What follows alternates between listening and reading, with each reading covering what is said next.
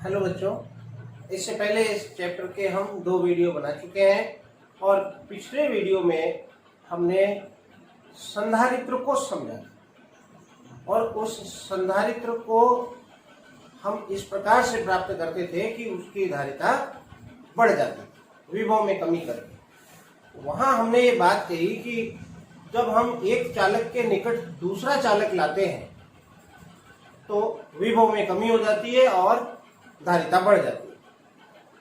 अब ये जो चालक हम ले रहे हैं, 2 चालक ले रहे हैं परस्पर समांतर संधारित्र बनाने के लिए।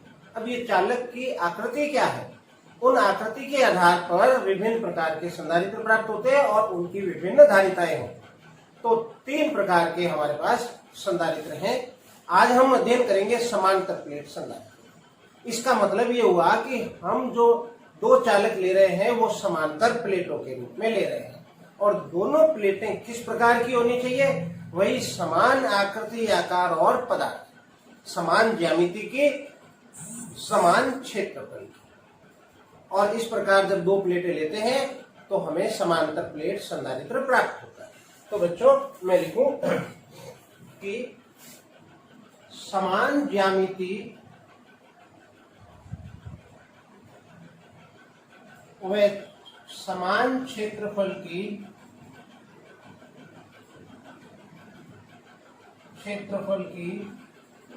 प्लेट कैसी 2 समांतर प्लेटें एक दूसरे के निकट स्थित हों, एक दूसरे के निकट स्थित हों तो वे समांतर प्लेट संधारित्र कहलाती हैं।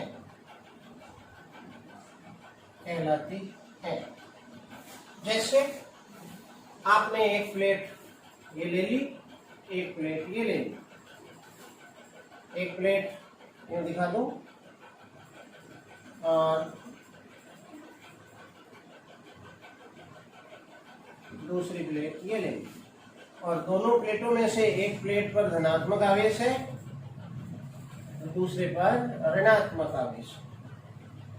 ये समांतर प्लेट संधारित्र और दोनों के मध्य में क्या है, हवा या निर्वात है, क्योंकि माध्यम का इस पे असर पड़ेगा। तथा माना 2 समांतर प्लेटें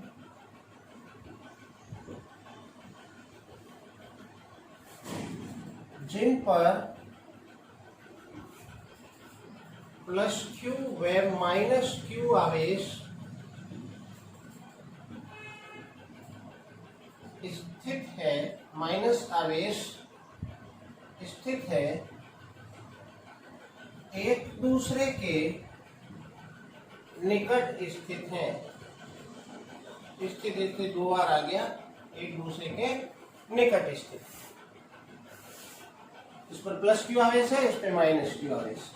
और मान लेते हैं कि इनका क्षेत्रफल कैपिटल A है। माना प्लेटों का क्षेत्रफल कैपिटल A है तथा मध्य यानी दोनों प्लेटों के मध्य हवा या निर्वात स्थित है। अब करना क्या चाह रहे हैं, हमने पहले संधारित्र समझ के समांतर प्लेट संधारित्र को देखा। तो समांतर प्लेट सिंपल है, 2 समांतर प्लेटें आपने ले ली, समान ज्यामिति, समान आकार, समान पदार्थ प्लेटें ले ली, तो ये समांतर प्लेट संधारित्र बन गई। हमें इसकी धारिता ज्ञात करनी। अब धारिता ज्ञात करने का हमारे पास क्या तरीका है, तो हम धारिता ज्ञात करने का एक ही सूत्र जानते हैं, C = Q/V। यानी अगर हमें विभवांतर ज्ञात हो जाए इन दोनों प्लेटों के मध्य तो हम धारिता ज्ञात कर सकते हैं, क्योंकि Q तो हमें ज्ञात है, जिसको हमने मान लिया। विभवांतर दोनों प्लेटों का ज्ञात होना चाहिए। अब विभवांतर ज्ञात करने का हमारे पास क्या तरीका है, गोलीय चालक लिया था तो वो तो हम पहले से जानते थे, लेकिन इसमें हम पहले से नहीं जानते। तो हम प्लेटों के बारे में क्या जानते हैं, हम प्लेटों के बारे में विद्युत क्षेत्र की तीव्रता जानते हैं। और तीव्रता से हम विभव निकाल सकते। तो मैं तीव्रता का सहारा लेके विभव ज्ञात करूंगा, क्योंकि विभव जो होता है तीव्रता इंटू दूरी होता है। तो मैं देखूं कि प्लेटों के बीच जो है तीव्रता कितनी है, और ये हम जानते हैं, ये टॉपिक हम पढ़ते हैं। हमने सीखा था कि प्लेटों के मध्य जो निकट स्थित बिंदु है, क्योंकि प्लेटों के मध्य में जो दूरी ले रहा हूं कम ही ले रहा हूं, और इसलिए इस किसी भी बिंदु पर, बीच में कोई भी बिंदु ले लो, तो वहां पर तीव्रता सिग्मा बाई एप्साइलन 2 एप्साइलन 0 होती है। इस प्लेट के कारण तो भी इतनी, इस प्लेट के कारण तो भी इतनी, लेकिन इस प्लेट के कारण तीव्रता की दिशा क्या होगी, तो वो इस दिशा में होगी, इस दिशा में तीव्रता होगी, ये इसके कारण होगी, इसको मैं E1 कह दूं। और इस प्लेट के कारण तीव्रता क्या होगी, होगी तो इतनी ही, लेकिन किस दिशा में होगी, तो वो भी इसी दिशा में होगी, क्योंकि ऋणात्मक आवेश के कारण तीव्रता अंदर की ओर और धनात्मक आवेश के कारण धनात्मक प्लेट से बाहर की ओर। तो परिणामी तीव्रता जो है दोनों का योग होगा। तो मैं पहले तीव्रता निकालूंगा, फिर विभव निकाल के धारिता निकालूंगा। तो अब मैं लिखूं अतः प्लेटों पर पृष्ठावेश घनत्व सिग्मा बराबर Q बाई A हम जानते हैं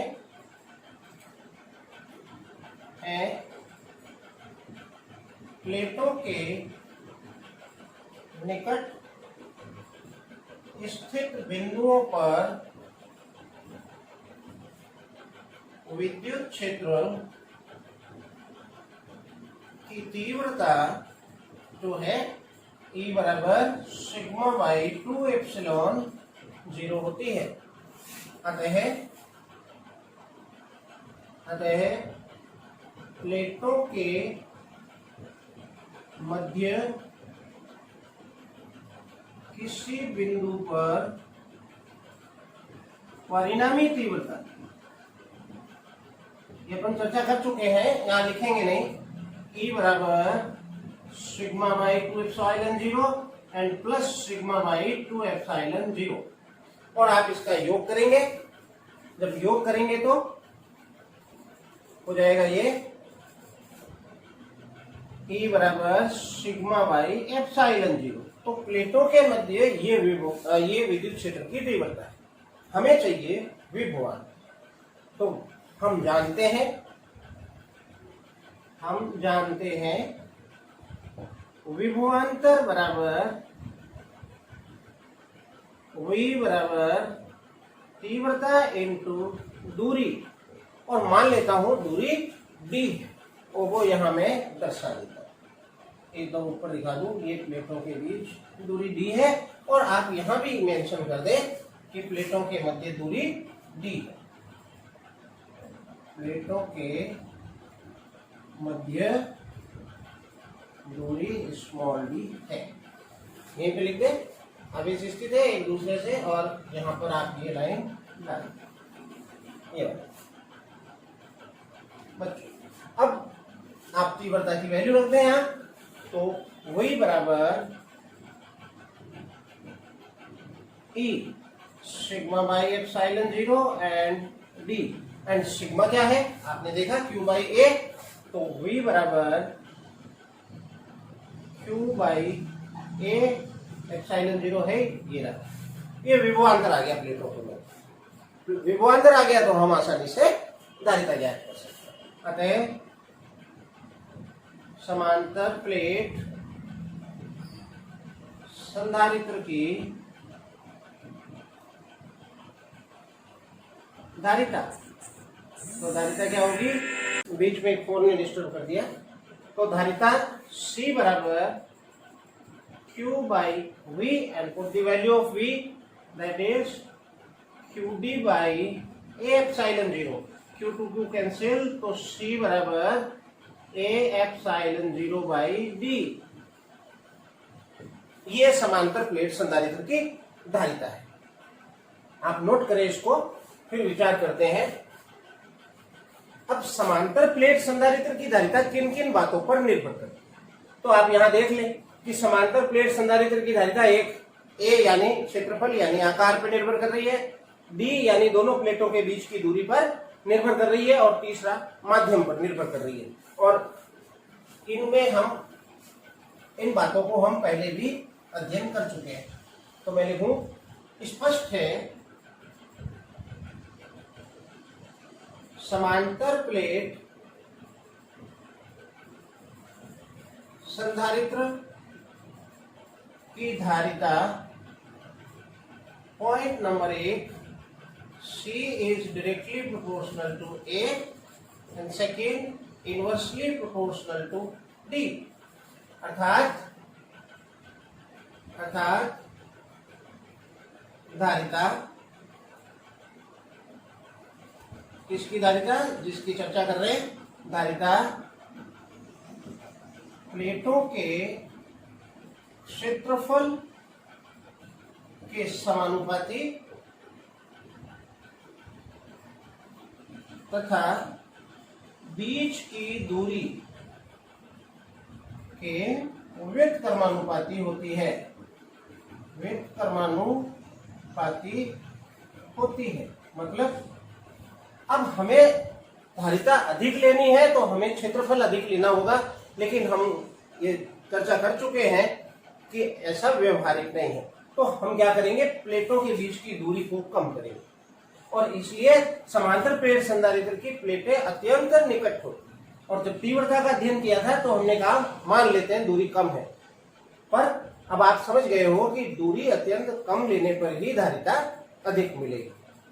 ये तो समांतर प्लेट संधारित्र की चर्चा हुई, लेकिन एक यहाँ पॉइंट है, क्योंकि हमने समांतर प्लेट संधारित्र की प्लेटों के मध्य विद्युत क्षेत्र कांस्टेंट माना है, होता भी क्योंकि दूरी कम है, निकट स्थित बिंदुओं पर कहीं भी जाएंगे तो तीव्रता कांस्टेंट है।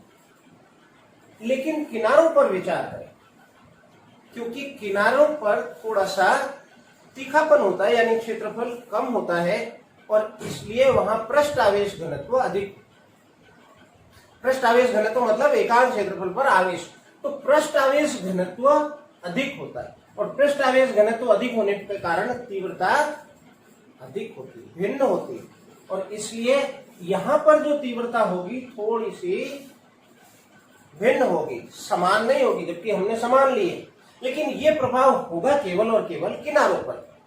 इस प्रभाव को उपांत प्रभाव कहते हैं, परंतु ये प्रभाव इतना कम है कि हम इसे नगण्य मान सकते हैं। लगभग पूरे ही 99% भाग में तीव्रता समान है, लेकिन थोड़ी सी असमान है, तो उसे हम नेग्लेक्ट कर सकते हैं। पर यह प्रभाव लिखना होगा, तो यहां मैं एक चर्चा और लिख दूं, उपांत प्रभाव। उपांत प्रभाव क्या है? उपांत प्रभाव कि प्लेटों के किनारे पर पृष्ठ आवेश घनत्व अधिक होता है, अतः तीव्रता अधिक, लेकिन हमें अधिक कम से मतलब नहीं है, असमान से मतलब है। तो तीव्रता असमान, इसको ब्रैकेट में डाल दूं, होती है, जबकि हमने यह तीव्रता समान ली, असमान होती है। अतः क्षेत्र रेखाएं वक्रीय होती हैं, परंतु होती है, इसे किनारों का प्रभाव यानी उपांत प्रभाव कहते हैं, उपांत प्रभाव कहते हैं। परंतु यह अत्यल्प प्रभाव, यह प्रभाव अत्यल्प होने के कारण इसे नगण्य माना जा सकता है,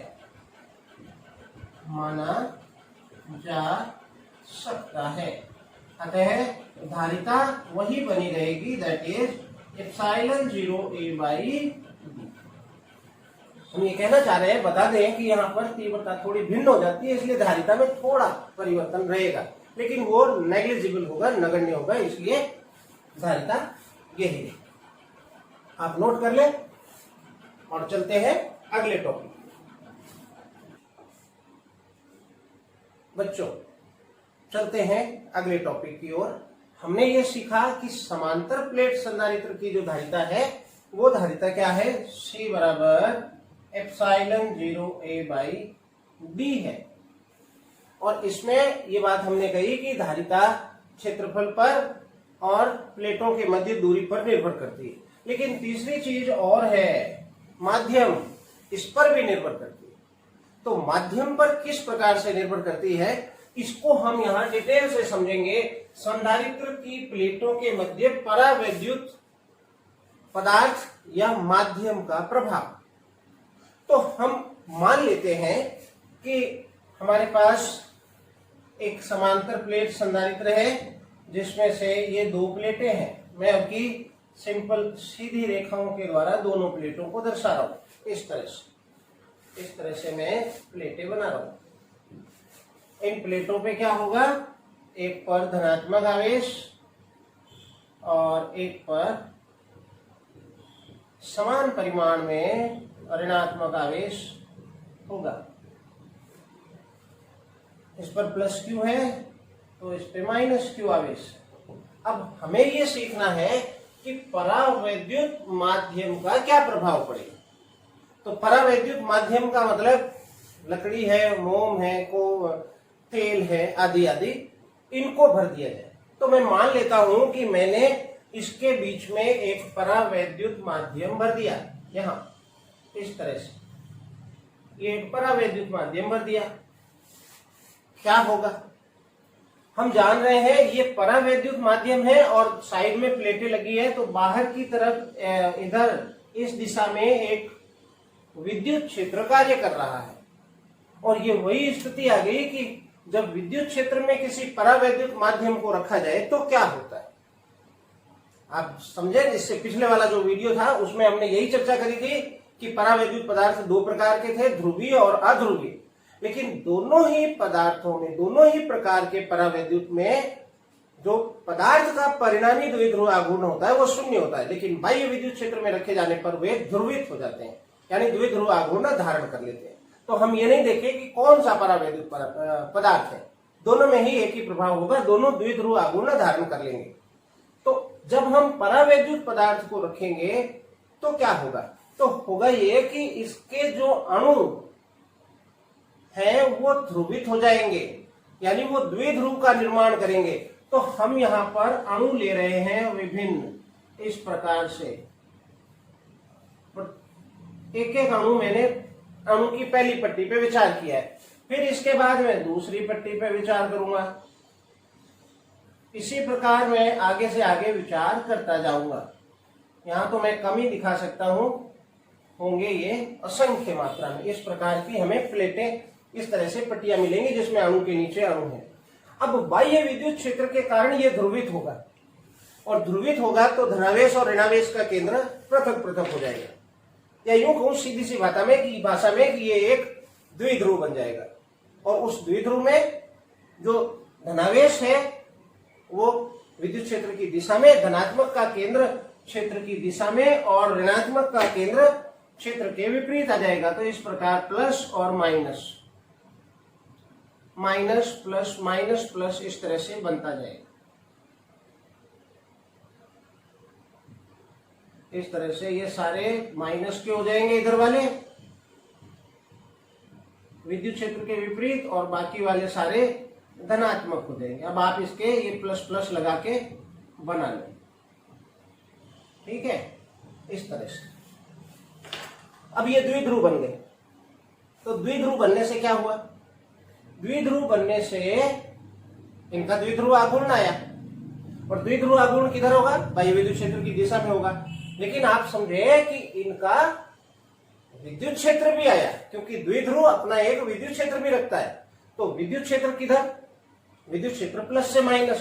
तो इन का एक विद्युत क्षेत्र, आंतरिक विद्युत क्षेत्र इस प्रकार से प्राप्त हो। यहां हम इसे इस प्रकार भी समझ सकते हैं, क्योंकि ये दोनों अणु निकट है, तो दोनों अणु निकट होने के कारण ये धनात्मक और ये ऋणात्मक पार्ट एक दूसरे को कैंसिल कर देंगे, ऐसा कह सकते हैं। और इसी तरह से ये धनात्मक इस ऋणात्मक से कैंसिल हो जाएगा और आगे से आगे चलता जाएगा, लेकिन अंत में एक किनारे जो पॉजिटिव की लेयर्स बनेगी वो कैंसिल नहीं होगी। और इसी प्रकार इस सिरे में एक नेगेटिव की परत बनेगी, वो कैंसिल नहीं होगी। यानी जब हम परावैद्युत पदार्थ रखेंगे तो ध्रुवण होगा और उस ध्रुवण के परिणाम स्वरूप इस साइड में ऋणात्मक की परत यहां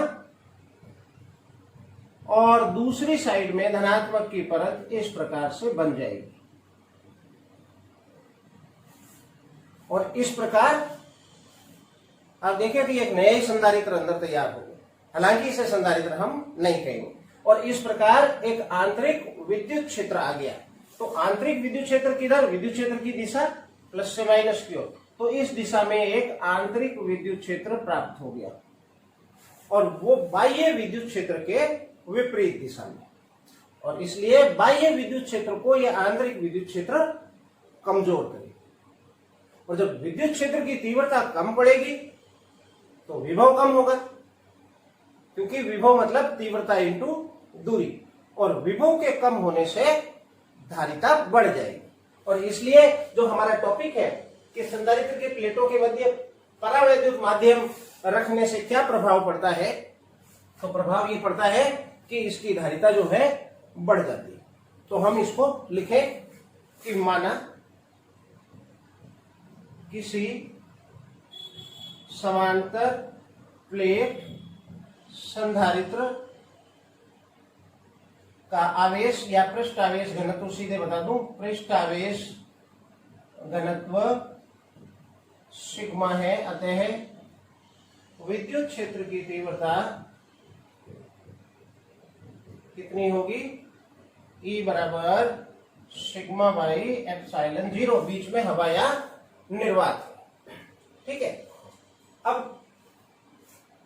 इन प्लेटों के मध्य माना किसी परावैद्युत पदार्थ को भरा जाता है। कौन सा परावैद्युत पदार्थ, तेल, मोम, लकड़ी, कुछ, और भरा जाता है। क्या होगा इससे, अतः परावैद्युत पदार्थ विद्युत क्षेत्र में स्थित होने के कारण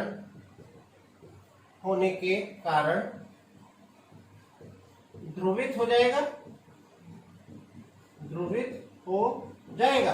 अब कैसे ध्रुवित हुआ कि हर आणविक अणु जो है वो एक द्विध्रुव बन गया। तो हम सबकी चर्चा नहीं करके हम कह रहे हैं इसका धनावेश ये कैंसिल करेगा, इसका ये कैंसिल करेगा, परिणाम स्वरूप बाहर की पट्टी पे धनात्मक और इधर वाली पट्टी पे ऋणात्मक आवेश आ जाएगा, तो ध्रुवित हो जाएगा। अतः प्लस क्यू आवेश की ओर वाली पट्टी ऋणात्मक व दूसरी पट्टी धनात्मक हो जाएगी, अर्थात प्रेरित आवेश आ जाएगा, हो जाएगी, जिसके परिणाम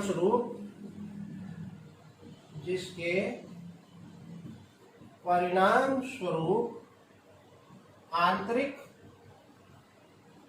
विद्युत क्षेत्र स्थापित हो जाएगा। कितना आंतरिक विद्युत क्षेत्र कितना स्थापित हो जाएगा, मैं लिख दूं ई आंतरिक, सूत्र वही है सिग्मा बाई एप्सिलॉन 0।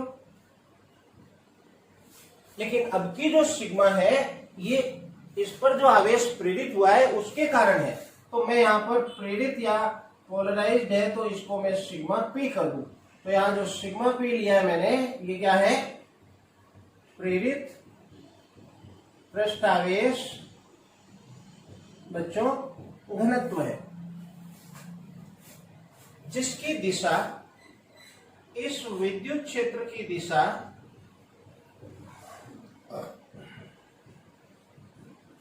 बाह्य विद्युत क्षेत्र के विपरीत होगी, अतः परिणामी विद्युत क्षेत्र कितना आएगा, जिसको मैं ई कह दूं, ई को मैंने इसको ई कहा है तो मैं इसको नाम ई डैश या ई1 रख दूं, तो ये आ गया E minus A in, and that is E का मान क्या है, sigma by epsilon 0 and minus sigma P by epsilon 0, अतः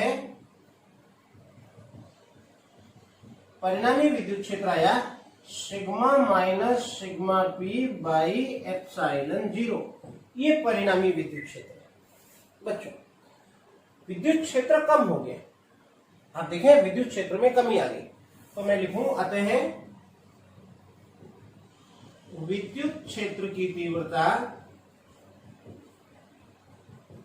घटती है, परिणाम स्वरूप प्लेटों के मध्य विभवांतर में भी कमी आती है, विभवांतर में कमी आती है, और विभवांतर में कमी आने के कारण धारिता बढ़ जाती है। अतः प्लेटों के मध्य, अतः किस प्लेटों की बात कर रहे हैं, समांतर प्लेट, तो लिख दें समांतर प्लेट संधारित्र की धारिता बढ़ जाती है।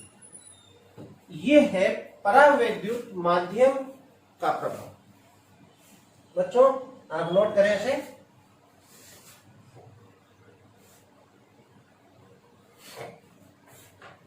तो इस प्रकार हमने देखा कि जब कोई परावैद्युत पदार्थ भरा जाता है तो ध्रुवण प्रक्रिया के कारण आंतरिक विद्युत क्षेत्र स्थापित होता है, जो बाह्य विद्युत क्षेत्र के विपरीत दिशा में होता है।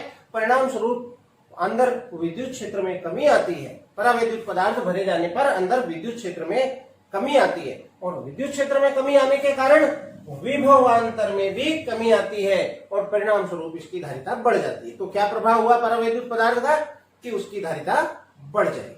अब इसको थोड़ा और आगे समझने की कोशिश करें कि हम जानते हैं ये बात पहले से सीखी है हमने, हम जानते हैं विद्युत क्षेत्र की तीव्रता जो है ई बराबर क्या होता था, बिंदु आवेश के कारण विचार करें Q by 4 pi epsilon 0 R square, और कोई माध्यम अन्य हो तो एप्सिलॉन आ जाता था, उस माध्यम का आता था।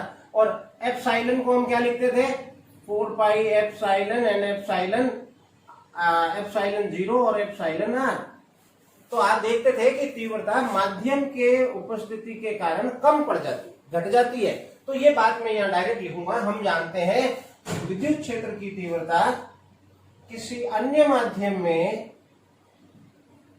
हवा या निर्वात के अतिरिक्त अन्य माध्यम में कितनी होती है, E बराबर, अब घट जाएगी इसकी, एक तो डायरेक्ट, एक तो सूत्र हमने देखा कि तीव्रता क्या आई थी, E बराबर sigma minus sigma P by epsilon 0। अब ये बात हम डायरेक्ट जानते हैं कि जो पहले तीव्रता थी उसकी तुलना में एप्सिलॉन आर गुना तीव्रता कम हो जाएगी। और E जो था क्या था, E था अभी आपने देखा सिग्मा बाई एप्सिलॉन 0। तो ये तीव्रता आ जाएगी जो हम डायरेक्ट जानते हैं। पहले अध्याय में जब हमने पढ़ा तो ये देखा कि परावैद्युत पदार्थ भर दिए जाने पर तीव्रता परावैद्युतांक यानी एप्सिलॉन आर गुना कम हो जाती है, 1/एप्सिलॉन आर गुना हो जाती है। वो कंसेप्ट हमने यहाँ लगाया, और ये जो है पहले से अभी हमने ये ज्ञात किया था कि तीव्रता विपरीत होगी, घटेगी तो कितनी आएगी, इतनी तीव्रता आएगी। और इसलिए समीकरण 1 और 2 को हम बराबर कर सकते हैं।